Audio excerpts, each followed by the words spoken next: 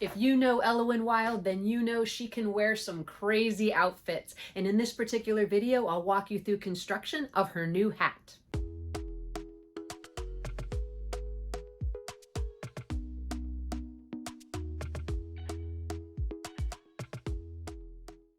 I'm excited to be the sponsor for the virtual doll convention for the release of a new pattern for Ellowyne, as the new Ellowyne Anima dolls are released this Friday. The release is part of TonnerFest 2023. There's lots of cool events happening through the month of June, and if you haven't registered, there's still time. I'll leave a link to the information in the description below.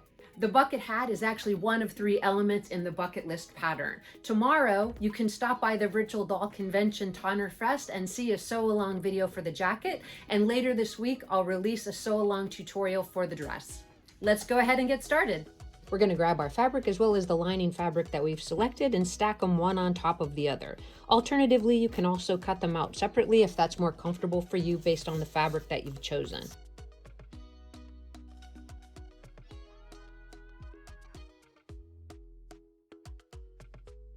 To make assembling the bucket hat really easy, it's very important that you take each piece before you remove the pattern and take some small clips in towards the curved edge. I do caution you though that you want to make sure that these clips are no deeper than 1/4 of an inch, and hopefully just a little bit shy of that, because that is going to be the seam allowance. After we remove the pattern pieces from the fabric, you'll notice that we have 2 identical sets.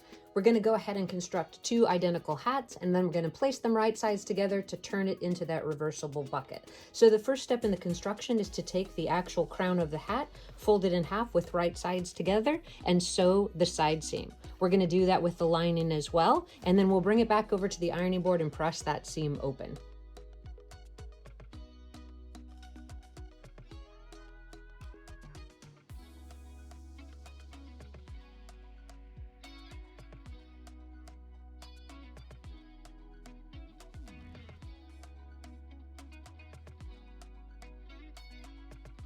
You're going to press the seams open of the hat crown, and then we'll get it attached to the actual hat top.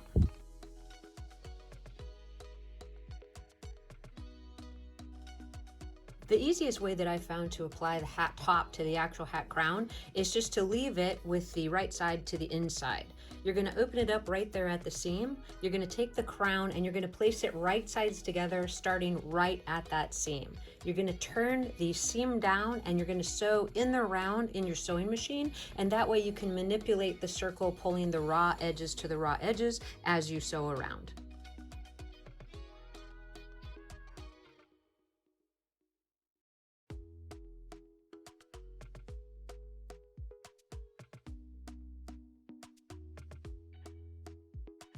You should be able to finish the circle without creating any unnecessary tucks or puckers, and you want to just check both sides before you move on to the next step.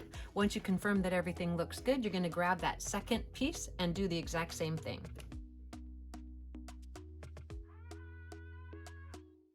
With the second piece sewn, we're going to check both sides again really quickly, and if everything again looks to be good, we're going to trim in towards this seam allowance and give that seam a press as best we can. I think it's easy to do that seam trimming with some pinking shears if that works for you, or you can just use your regular scissors. Just be careful not to cut in towards that seam.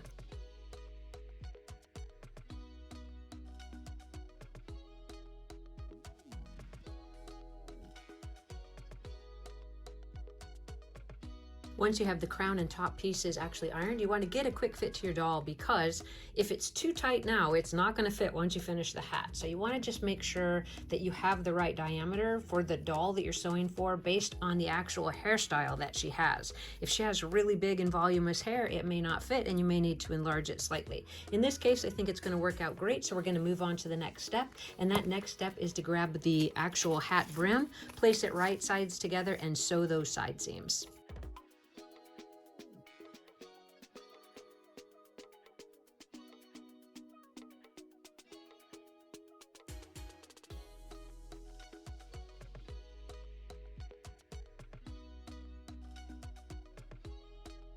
With the brim center back seam sewn, we're going to take that over to the ironing board and press it open.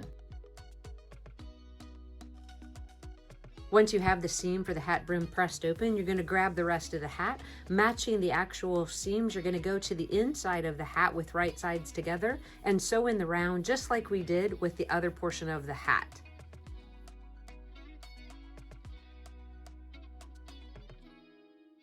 Once you have the hat brim sewn on, you want to check both sides to make sure everything came together well and that you didn't create any unnecessary tucks or puckers. If everything looks good, you're going to set that to the side and repeat the same steps with the lining.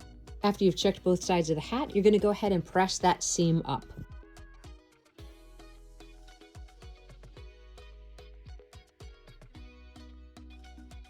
At this stage, if you choose to add a little bit of detail, you could do a little top stitching right close to that seam.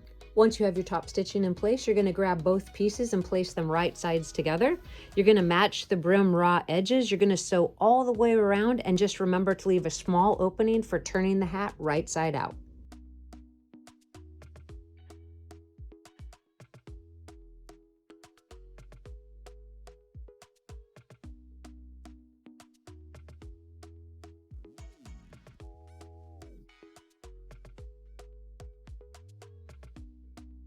Once you check both sides of the hat to make sure everything looks good, you're going to trim in towards that seam allowance and turn the hat right side out through the opening that you left in that stitch line.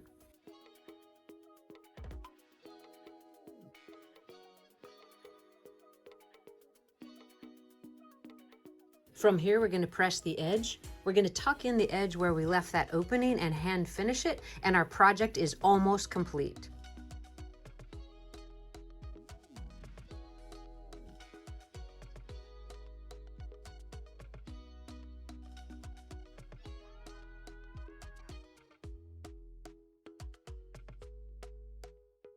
You can finish with a top stitch around the brim if you prefer, and then we'll get those final photographs.